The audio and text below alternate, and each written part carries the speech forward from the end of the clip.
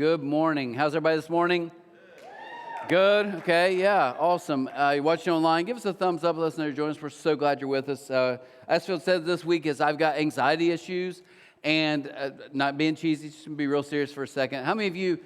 It's a safe space. We're like Planet Fitness. We're not going to judge. How many people would just like maybe a quick show of hands say you do get stressed? Anyone say that? Like stressed, like a lot? Okay. Double hand. I like it a lot. Would anyone like to go a little deeper? It's kind of harder, I think, to admit sometimes. But yeah, I have some anxiety. I'm not going to lie. Anxiety. Okay, double hands. Okay, cool. Yeah. Some of you are just like completely out of it. You're like, what's going on? Yeah, we know you don't have anxiety. You don't have a job, but no, I'm just joking. Okay, anyways. So this morning we are talking about anxiety. It's interesting to me, people, how they handle stress.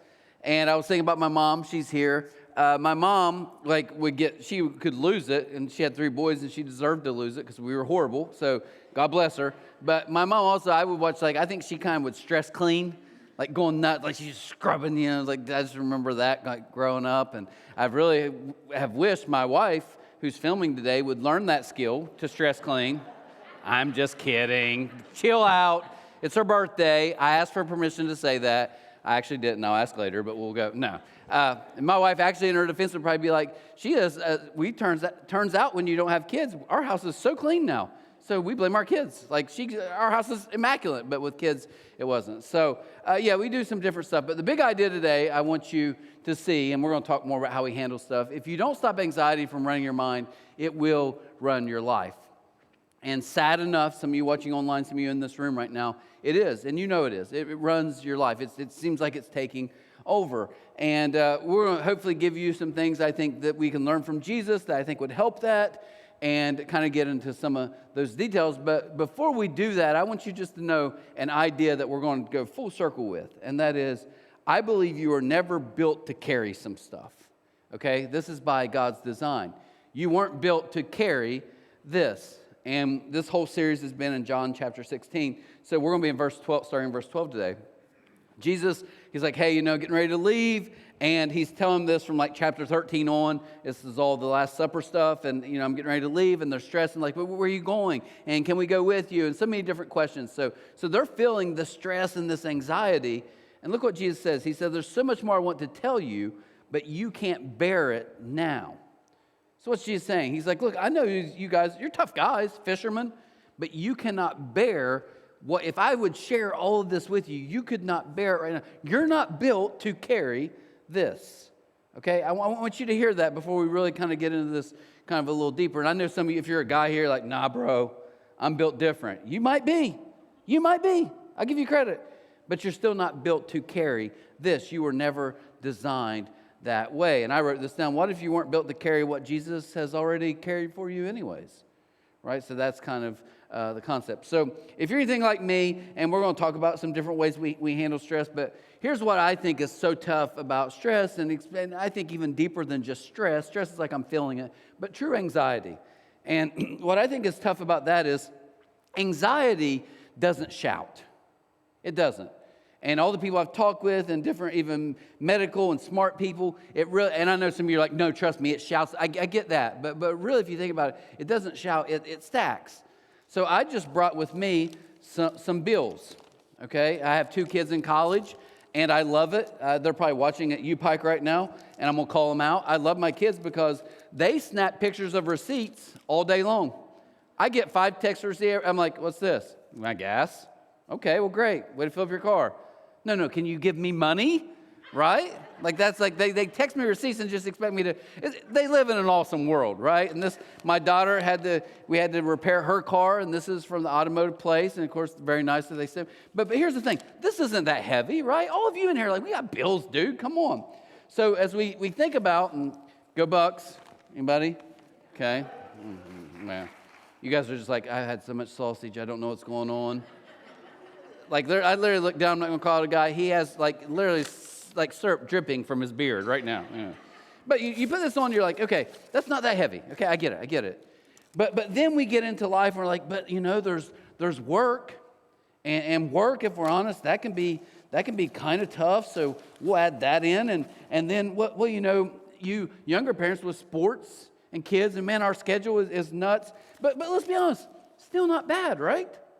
This is just life. All of us in here deal with this stuff. So it's like, it's not terrible, but wait a minute. Not just sports. I've got to take care of little people. And they may die if I don't do a good job taking care of them. Okay, well, that's stressful and that can cause some anxiety. But here's what I've learned. All of this is life. We can do it. But if you're not careful, what we do is we actually start taking stuff that's way heavier and we try to carry it. Now, these are 3-pound dumbbells, right? I'm a stud. This is all day for me, guys. I can curl this all day. It means nothing, right? But what happens when I drop both in? Now we're at 6 pounds. And what if I take my ankle weights that I do Pilates? No, these aren't mine. What if I take these? Okay, these are about 4 pounds. Okay, now we just hit, that's okay. But then what happens is we keep stacking. Now we've got 10-pounders. Now listen, all of this by itself is manageable. Anxiety, 1, 2, it's manageable. But 100, unbearable. So when I had this in, now all of a sudden this bag that was so light, now we've added some weight. Why? Because anxiety doesn't just shout, it stacks. And some of you are just overburdened with the weight of your emotions and your anxiety. And today I want to ask the question, is there a better way? Surely there's a better way. Now I got to give a disclaimer. Some of you will agree, disagree. Doesn't matter. This is just my thoughts. The church world in America, and especially people in my job, can be bad about shaming like mental health. And I just want you to know I'm not doing that. If you, this morning, you're like, hey, I'm seeing a therapist. I was talking to a family member of mine the other day, and they're like, I almost graduated therapy for some mental health. I was like, great for you. I'm glad you're doing that. Some of you, I have pastor friends who would be hardcore, like old school, that I know for a fact, take medication for anxiety. So I'm no shame in this stuff. I'm not saying that. What I want to challenge you to do is maybe you can look at your anxiety from a different angle today. And I'm all for all tricks and trades. I said this in 9:30. Is Fields in here? Is Aaron in here? Aaron? No? Okay, he didn't care. Okay, either way. Well, Aaron, one of the guys who sang, band, great job, as they always do, right? Thankful for them.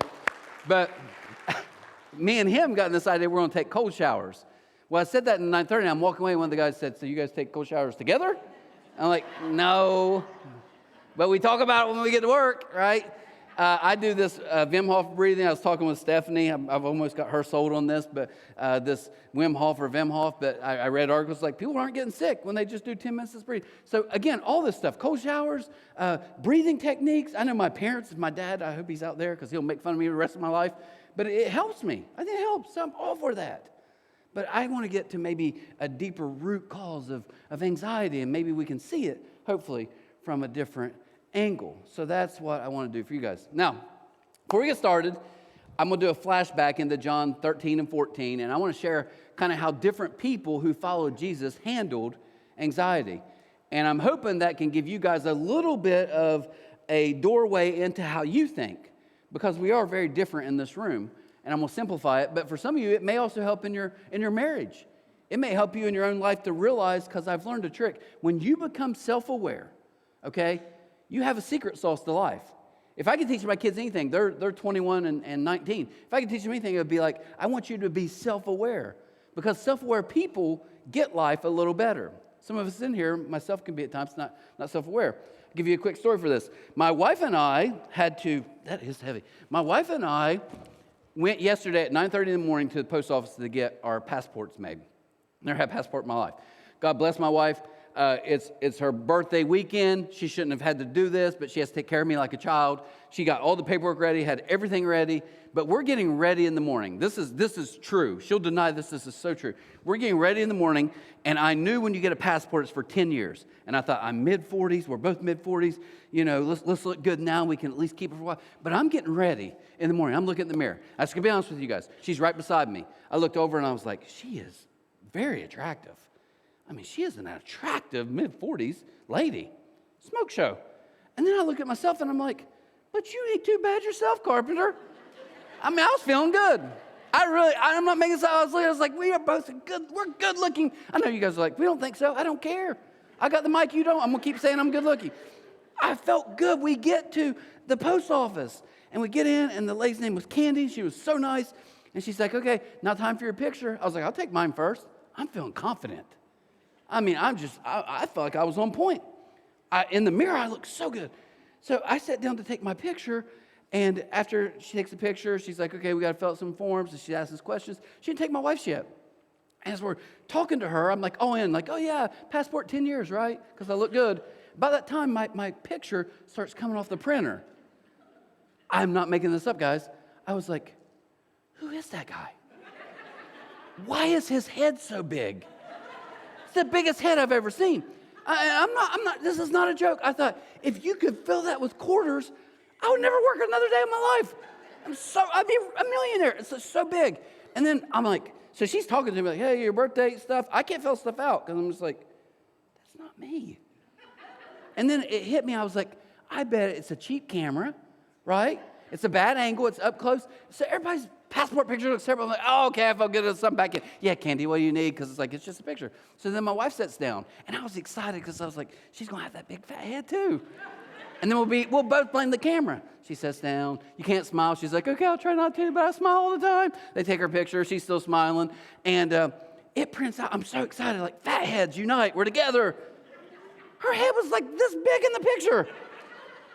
And then I'm like, dang it. It's not the camera.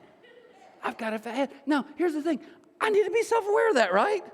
I need to be self-aware. When I go to buy a hat, I can't be, oh, just get me the normal size hat like normal people wear. They're like, you can't wear one. You need like a 9 and an 8 or something. Self-awareness. Now, why did I tell you that? I want you to get a little self-awareness of your anxiety. Because what was interesting to me as I've been thinking about this the last 2 weeks is Jesus has given them some heavy stuff that they don't fully get. And I think anxiety can stem a lot sometimes from when we're dealing with unknowns or something's changing, right? And we all feel, yeah, of course it's stress, but I think it can even go into like anxiety where it's starting to stack. Well, that's what happened with these guys. And I noticed what was interesting to me is there's 4 emergency responses. And I put emergency response because I like the idea of ER, right? This is when the lights are flashing. It's go time. Something's happening. And what we're going to look at is these 4. And what's interesting to me is you have Judas, who is what I call, and I put ER at the end, trying to be clever. It's not. But the forget-er. And what's that? That's the guy who's just going to avoid stuff, going to pretend like it's not there. And then you have Peter. Sorry, can we go back? Yeah, sorry about that. But then you have Peter, who's the fighter. I'm going to fight it. I'm going to take it on. Now you have Thomas, who's the feeler.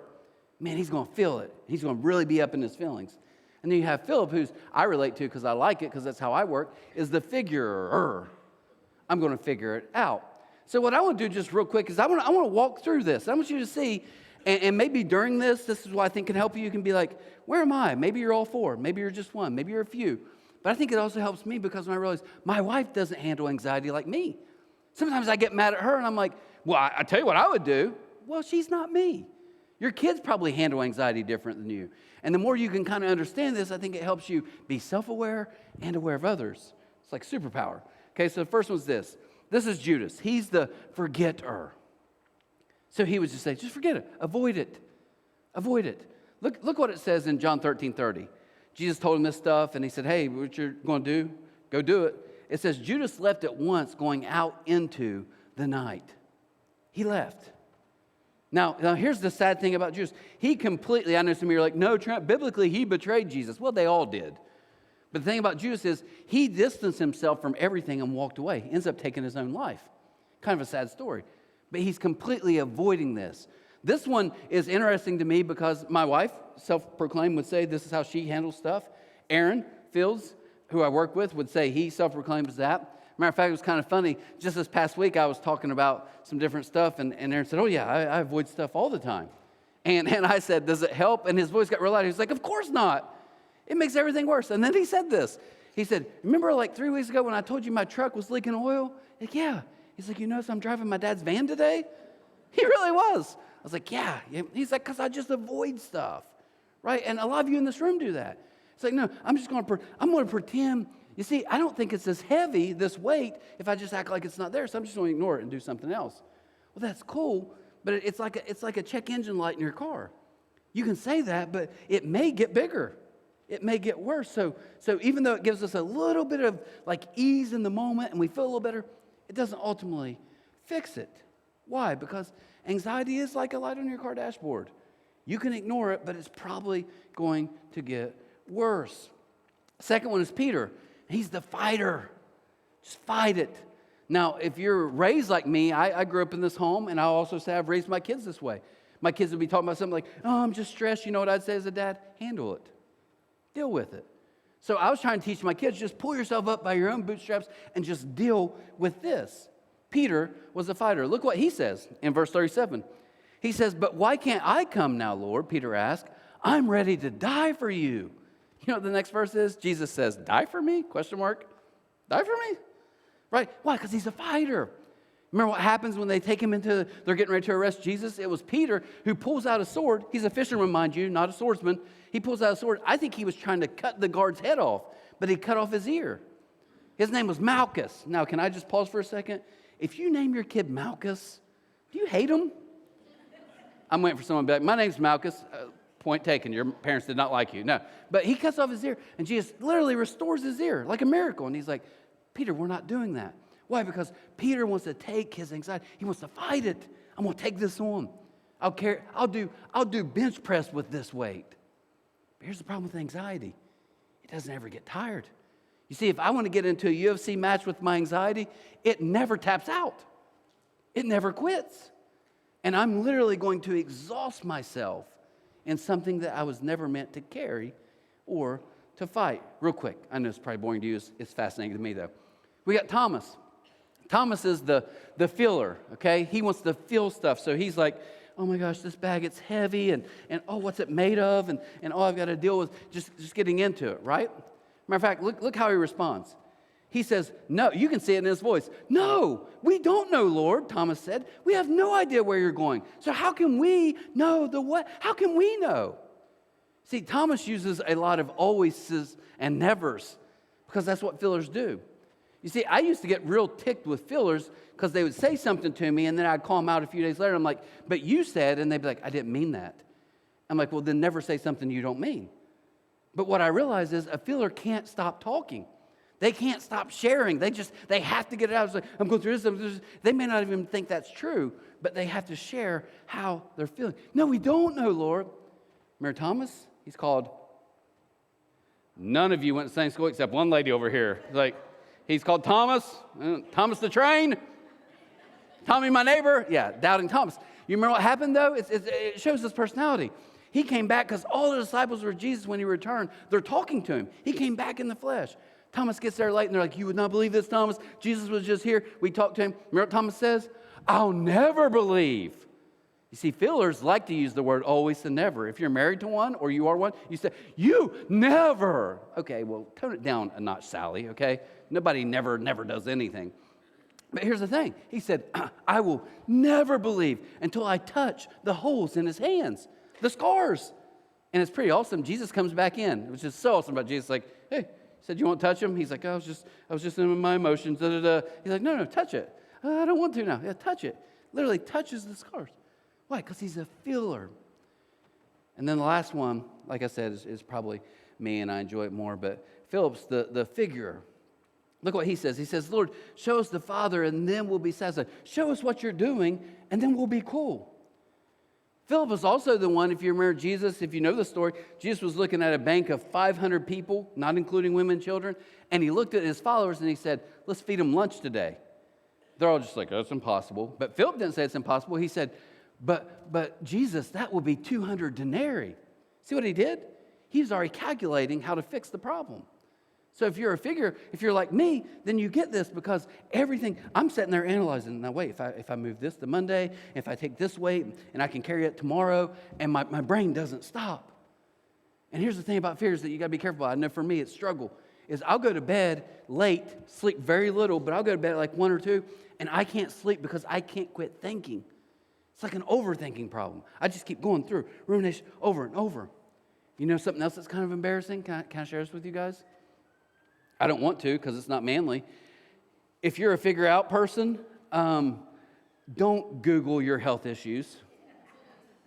Don't. This was probably 3 or 4 weeks ago. I had a headache that morning, and it was in a different spot than I normally have a headache. It was like right here, but it wasn't pounding. I can't explain. It just hurt bad. And all day it's like, man, it's not going away. So I'm a genius. I'm gonna figure out, guys. So I get on Google. I have a headache. What's going on? Google, whatever, however you call it. I don't know how to say the name. Google. I Google it. Well, I didn't like the answer. And I'm not trying to flex on you guys. So I go to AI, ChatGPT. Now, this isn't a flex, but I pay for the subscription one. So I'm getting AI none of you guys know about, okay? Like detailed. Like it's my personal helper. Like, so Trent, how's your morning? Good, AI, how are you? So anyways, I get on there, and it's like, well, is your side hurting? Well, my left arm's hurting now that I think about it. Okay, don't rule out your heart yet. Okay, don't rule out a stroke. Going through all this stuff. I get home that day, and I'm sitting on the couch watching TV, and John walks in, and she's like, what's going on with you? What do you mean what's going on with me? I've got 3 days to live. I've had a stroke today, heart attack, and I've got a brain tumor. And you're just going to watch TV? Well, have fun without me, because I've got 3 days, right? Now, you can laugh, but some of you are laughing because you're like, that's what I do, right? You're trying to analyze, you're trying to figure it out. And you know what? Still exhausting. Now, here's the thing. All of those maybe give us a little bit of temporary relief, but none of those fix anxiety. None of them. Peace isn't a puzzle I get to solve. And the truth is, none of those 4 still fix. Now, here's the crazy thing about Jesus. Jesus didn't say to Judas, like, hey, please come back. He let him avoid it. He didn't chase him. He didn't go to Peter and say, yeah, you're right. We're going to fight this thing. We'll fight them. We'll fight our problems. He didn't look at Thomas and say, can we feel this more? And he didn't look at Philip and say, you're right. Now, let me give you the 5 steps of how you're going to understand God. He didn't do any of that. And he didn't back down from the bad news they were about to hear. He doesn't do any of that. So what's he do? I wrote this down. Your emotions are real, but they're not always reliable. That's why you got to be careful with your emotions, because they're an okay guide. They're an okay gauge, but a terrible guide. And what do I mean by that? I want you to hear this. I want to challenge you this morning. Here's kind of the rubber meets the road. To drop the map and follow the guide. So let's go back to that story. Remember what Jesus said? He said, there's so much I want to tell you, you can't bear it. This is what he says in the next verse. He says, when the Spirit of truth comes, he will guide you into all truth. Okay? Think of this for a second. When the Spirit, so me in the Spirit, Jesus is like, it's better for me to leave. You know why? Because I can only be one Jesus in one place at a time. When the Spirit comes, he's me. He can be everywhere. He can be in Matt. He can be all of us. This is good news. Here's what he says. He says, when the Spirit of truth comes, he will guide you. He'll be your guide. Now, when my kids were little, my wife loves it. My kids loved it. I didn't love it as much. We would go to, is it Carter Caves? Carter Caves in Kentucky, one of those caves. And my kids love it. They love hiking. We're in the streams, outdoors. My wife loves the outdoors, so everybody's happy. But we went there one day, and I was like, listen, we're going to go in the summer, and we are going to literally go through different caves, because someone told me there was a cave where you can walk through water. So we're at the main desk, and they're like, yeah, you're going to need permit, you're going to need flashlights. So we're going to buy all this stuff, right? And they literally hand me this map of the cave. And the lady's real nonchalant. She's like, oh, yeah, so you're here, and you're going to walk, around this bend and walk by, and it's going to be about 15 minutes. You're going to get to this first cave, and these kids are going to love it. Let me tell you why they're going to love it. Because literally when you get in there, you crawl through a few things, and then you have to walk like waist high in water in a cave. So both my kids are like, oh, we're going to walk in water in a cave. My wife's excited. You'll see bats. I mean, all this is not appealing to me, right? It's like, okay, whatever.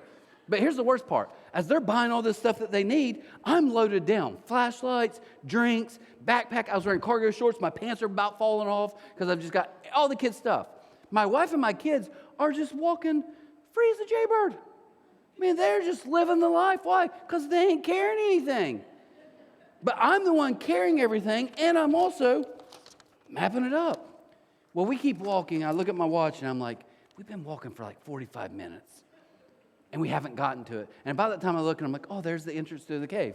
This is a true story. I get up to the cave, literally, and it's boarded up. And my wife says, I don't think that's the kid-friendly cave they're talking about. I said, yes, it is. This is what makes it exciting.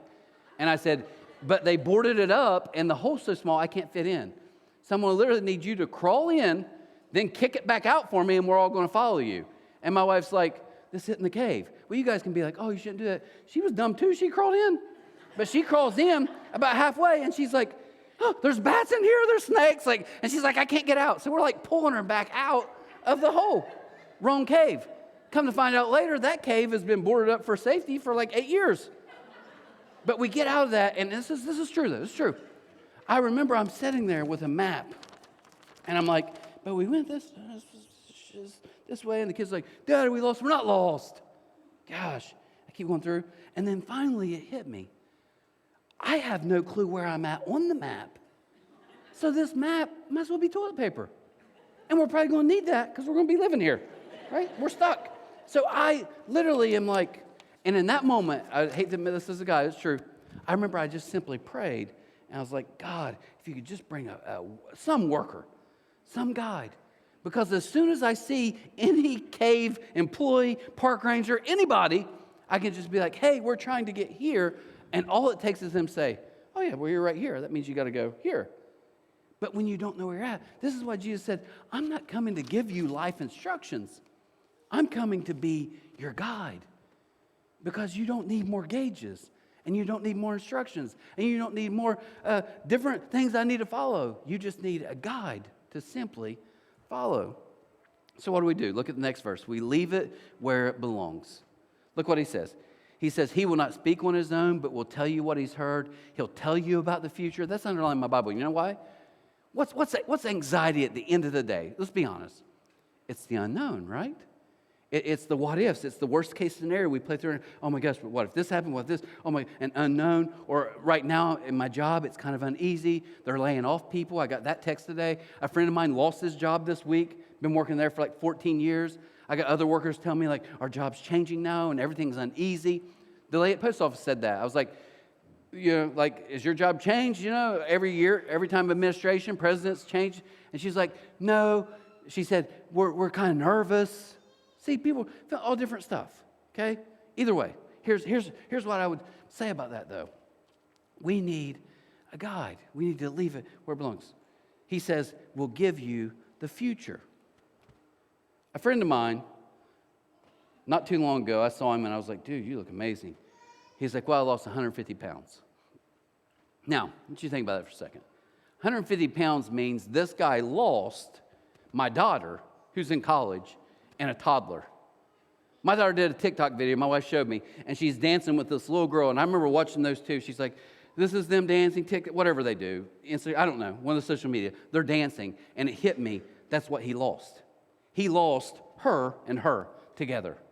150 pounds. So I'm like, man. I said, you look good. You have to feel good. I'm going through this stuff. And he's like, yeah, I do. But he said, the craziest thing? He said, my back and my knees don't hurt at all anymore. Now, I hear this today. Wait, you mean to tell me when you drop the weight, you quit hurting? Let me say that again because Jesus might be trying to tell us something today. You mean to tell me when you drop the weight you were never intended to carry in the first place, you actually feel better? Could the answer be so simple that we just drop the weight? Instead of trying to carry so it's too heavy to do that. Oh, let me drag it a little bit. Maybe I'll ignore it for a few days. I'll come back. No, what if we just drop it? That's the solution. So what's the solution? We're going to close with Matthew 11. I love this verse. Jesus said, are you tired, worn out, burned out on religion? Come to me. Check this out. Get away with me, and you'll recover your life. I'll show you how to take a real rest. Listen to me. This is not rest. This, not rest.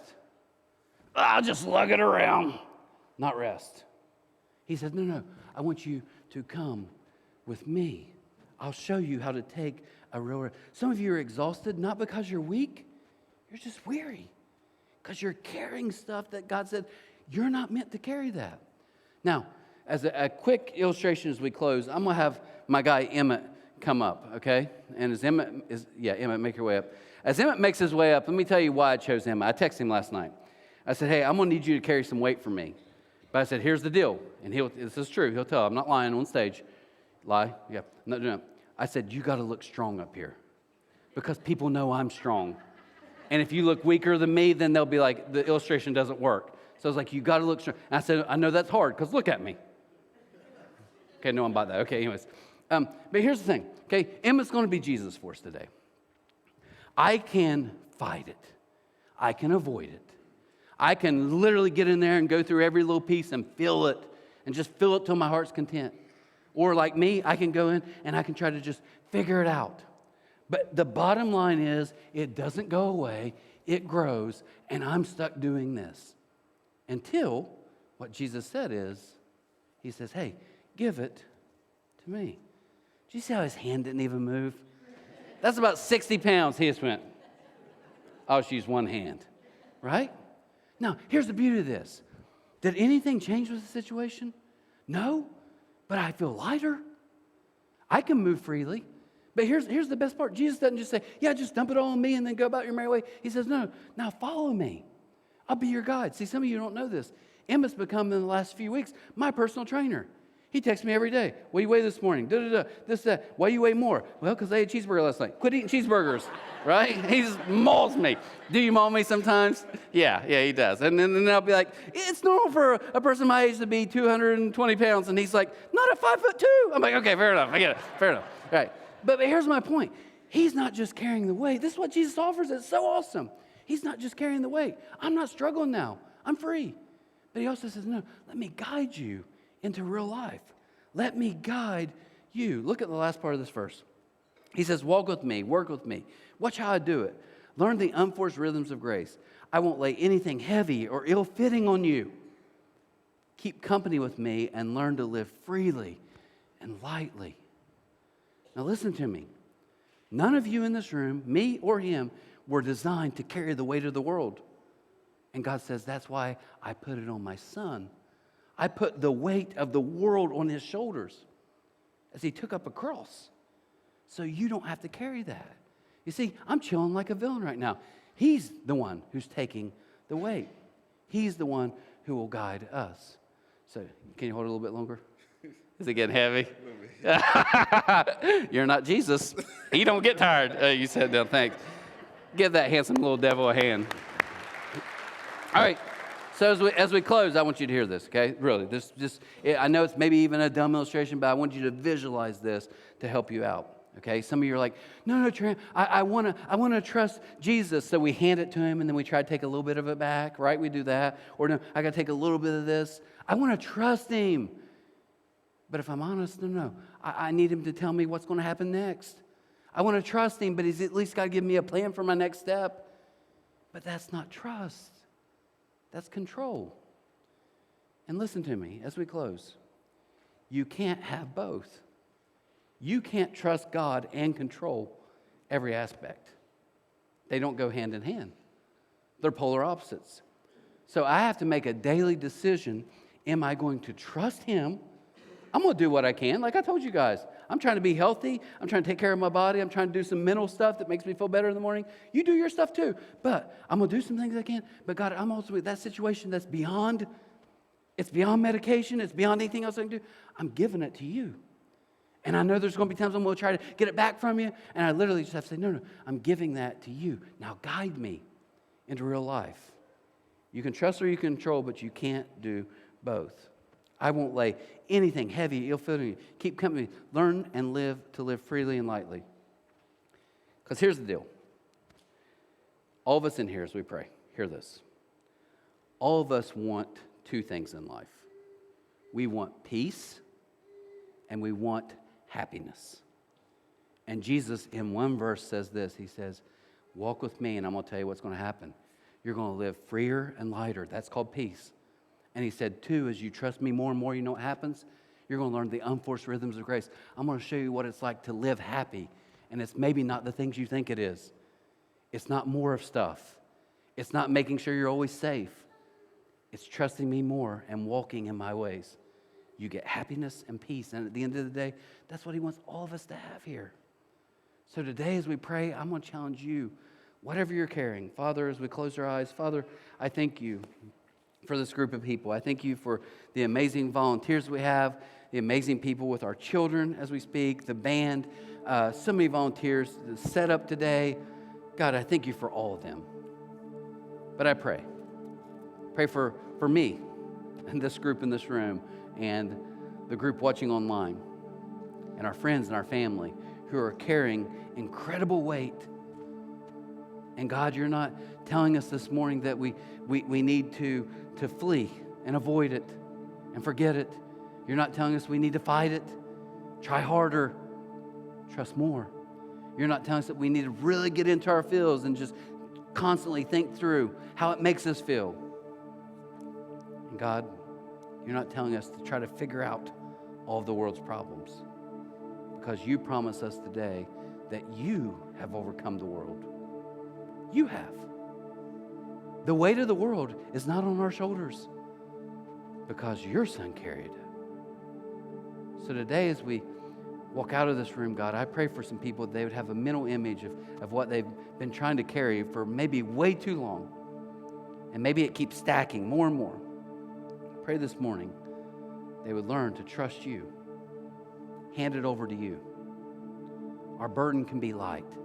We don't have to be exhausted because you promised to carry our weight. I pray mentally that some of us do that this week.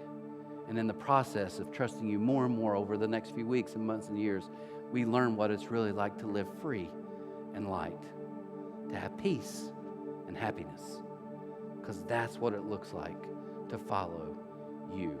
Real peace and real happiness. God, I pray today that some people realize you may not fix the situation.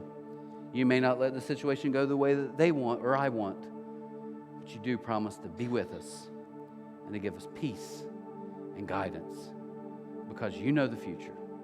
You know everything that's going to happen. We're trusting that to you. God, I pray today for anxiety. I know it's real. I don't ever want to belittle that.